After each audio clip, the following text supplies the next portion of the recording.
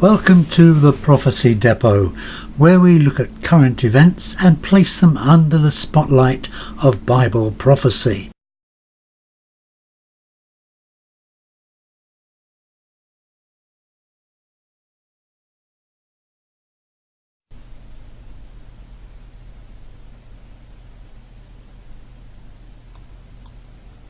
What I am about to share with you, I share as an aid to study. It's not a prophecy, it's something to consider and watch just what, if anything, takes place in the coming days. Now, many people come on the scene today and claim to be a prophet or a seer, one who can tell what is going to happen. More often than not, their predictions fall flat, so I in no way claim to be a prophet or a seer whatsoever. So what I offer is not a prediction as such.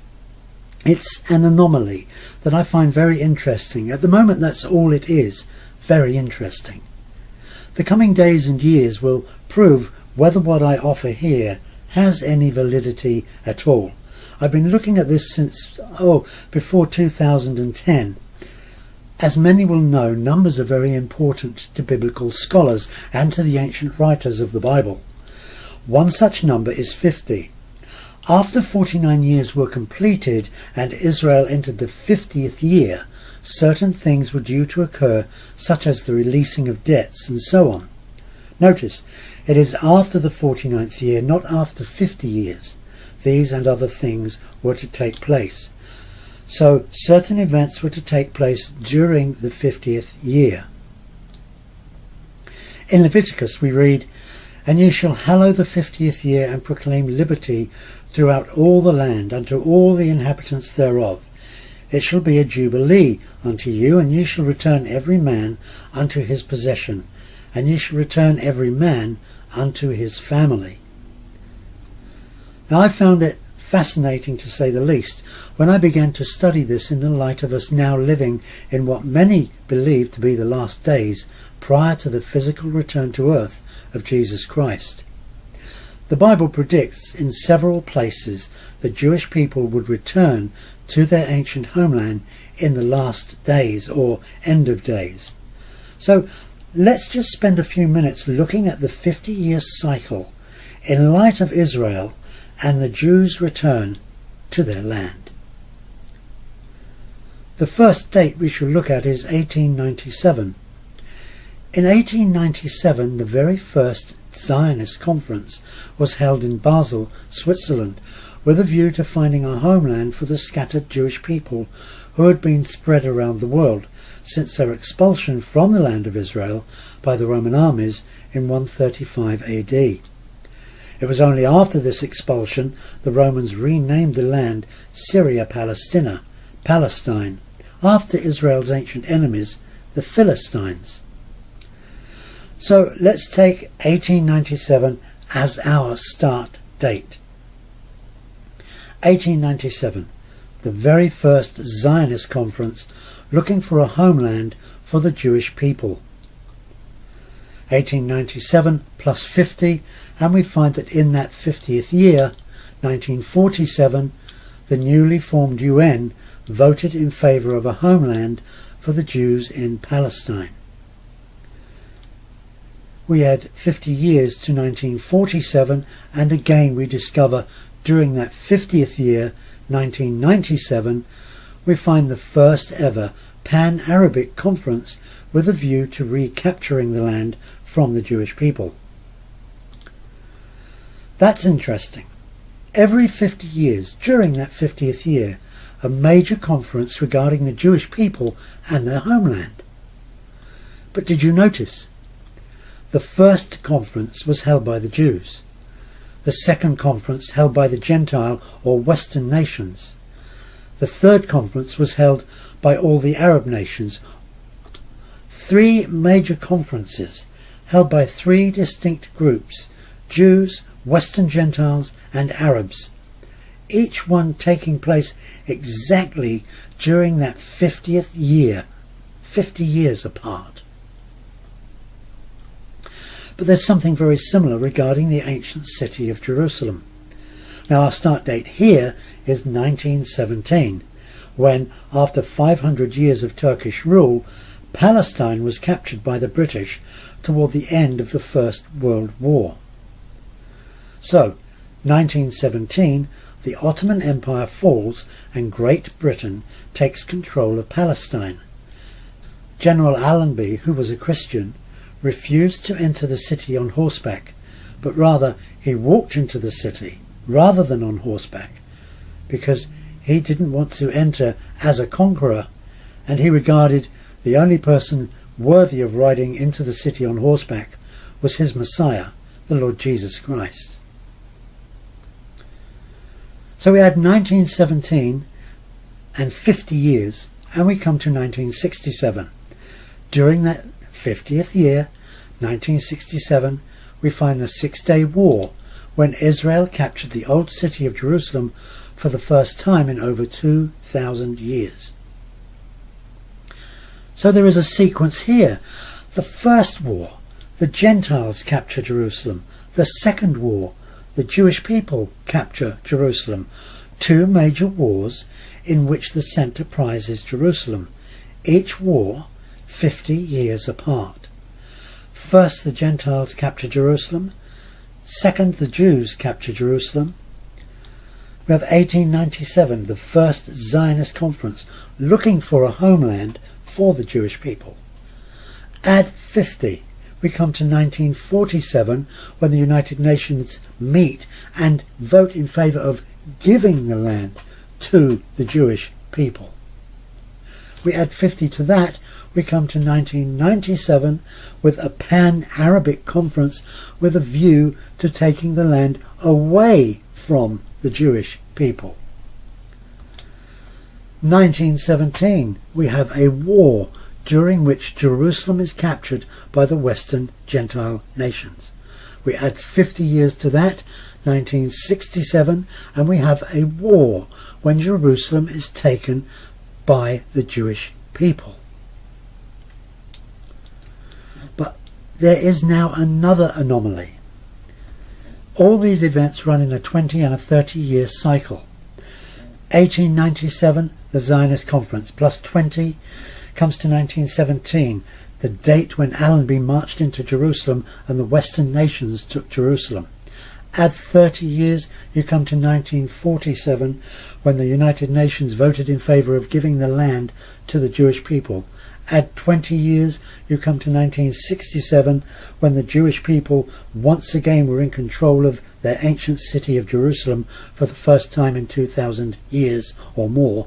Plus 30 years, 1997, when we have the Pan-Arabic Conference looking for ways to take the land back from the Jewish people.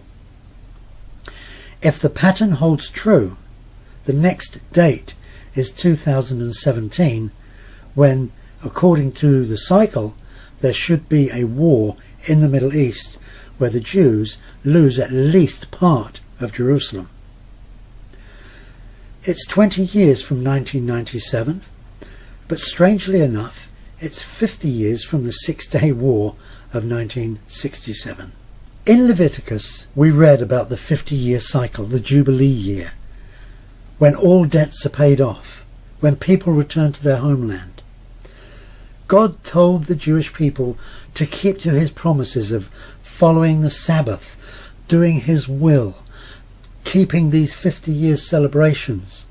But then God issued a warning which so many Christians tend to miss out. They look for blessings, blessings, blessings for Israel, but not the problems. You see, if you go to Israel today, Israel is no different in many respects to any other Western nation. They have their gambling dens, they have their horse racing, they have their betting shops, they have their prostitutes, they have the gay celebrations. In fact, Tel Aviv is the gay capital of the world for their celebrations. And they have not kept to the laws God prescribed for them, that they should keep when they returned to the land. The Jewish people haven't done this. And God in Leviticus went on to issue a warning to them that if they did not follow his rules, his laws, his guidelines, he would punish them severely. He said, I will also do this unto you. I will even appoint over you terror, consumption, and the burning ague that shall consume the eyes and cause sorrow of heart. And ye shall sow your seed in vain, for your enemies shall eat it. And I will set my face against you, and ye shall be slain before your enemies, and they that hate you shall reign over you, and ye shall flee when none pursueth thee. God is saying, if you do not obey me, I will punish you. I have given you back the land. But in doing so, you are to follow me. And if you don't follow me, you are in trouble. Many people believe we must send the Jewish people back to the land and not even give them the gospel. Don't give them the gospel. My friend, they are not going back to Israel for a picnic. They are going back to encounter the Antichrist and severe persecution during the tribulation, the time of trouble. Jesus said the world has never seen the like. What to watch for? The expansion or involvement of the EU into the Middle East? Huge ecumenical moves by the Pope toward other faiths, a call for all faiths to join together in a common spirituality. Further major crises through which people's freedoms and rights will be obliterated. Perhaps a signing or ratifying of a treaty involving Israel. The building of a new Jewish temple in Jerusalem. Antichrist will be identified by his stopping the Jewish sacrifices in the temple after 1,260 days from the signing or ratifying of the treaty. The false prophet, his sidekick, will then have an image of the Antichrist set up in the temple, which will speak. The false prophet will cause everyone to wear a mark without which no one may buy or sell. But there is also something else that is happening in 2017 which may very well tie in with the 50-year cycle of wars over Jerusalem. In 2017, for the first time in 7,000 years, Virgo, the Virgin, will be hovering over Jerusalem, just as Revelation chapter 12 verses 1 and 2 picture her, with the sun at her head, the moon at her feet, and giving birth. The planet Jupiter you see there is known as the King Star. Incredibly, during 2017, the King Star will hover around the womb of Virgo, the Virgin, for 9 months. Revelation says that when the woman gives birth, the dragon, Satan, will hate her and try to destroy her and her offspring. But she is given a place to run in the wilderness. The woman we know is Israel. Now in Zechariah 14, we read of a war over the city of Jerusalem. And during that war, half of the city is taken, and the people of the city, and maybe the outskirts, we don't know, have to go into exile. Does this tie in with Revelation chapter 12, where Virgo, the Virgin, Israel, has to go into exile and is given the wings of an eagle to fly into the wilderness? Is this what we are going to see in 2017? Remember, the 50-year cycles state that in 2017 there is every possibility of a battle over Jerusalem. This time it will be the Arabs who will seem to conquer. And this would tie in with Revelation chapter 12 verses 1 and 2, where Satan attacks the woman and tries to kill her and her offspring, and she escapes into the wilderness. This ties in with Zechariah 14, where the battle is over Jerusalem and the inhabitants have to go into exile. It is exactly the same picture. Are we seeing here a prediction of a war over Jerusalem, where the inhabitants have to go into exile for their own safety, for their own lives? Time alone will tell, dear friends. We wait and watch. But Here is the good news. Jesus Christ is returning soon. All the signs of the last days are appearing in fulfillment of ancient Bible prophecy. There are hundreds coming to pass today as Satan prepares for the arrival of Antichrist. But for those who refuse to turn from their sin and receive God's amazing free offer of forgiveness, the clock is ticking, and time for escape is fast running out. As Pontius Pilate once asked 2,000 years ago, what will you do with Yeshua, Jesus, who is called Messiah? Friends, if you do not know Jesus Christ as your Saviour, you need to get right with him right now before judgment falls, because the time is running out. What is the amazing link between the woman and the dragon of Revelation 12, the city of Jerusalem, and the year 2017? Did the blood moons of 1493-94, 1949-50, 1967-68 and 2014-15 really have any prophetic significance? My new book, The Blood Moon's Prophecy, Jerusalem and 2017, may provide you with some shocking answers to these questions.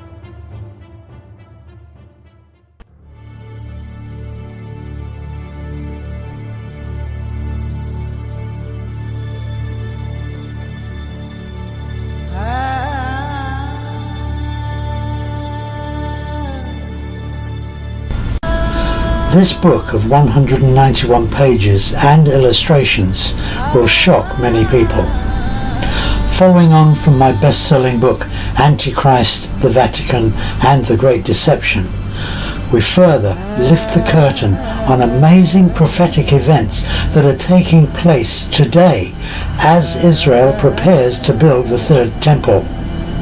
Events about which many Christians are totally unaware. Discussions have been held between the Jewish Sanhedrin and prominent Muslims regarding the building and future location of the third temple. Amazingly, the Sanhedrin likened the Islamic Messiah figure, the Mahdi, to their view of the Jewish Messiah, whose appearance they say is imminent. The building plans for the third temple in Jerusalem have already been prepared. The priests are already in training. The instruments have been created for their use in the coming temple rituals. But where is the Ark of the Covenant? Did the prophet Jeremiah hide it 2,500 years ago, and in recent years has its location been discovered and kept secret until the temple is built? However, the prophets warned Antichrist is coming and he will desecrate the new temple. This book also reveals the area from which many of the early church fathers believed Antichrist will arise. Just how close are we to his appearance and the return of Jesus Christ? The building of the temple in Jerusalem and the arrival of the Antichrist may be much closer than many of us believe.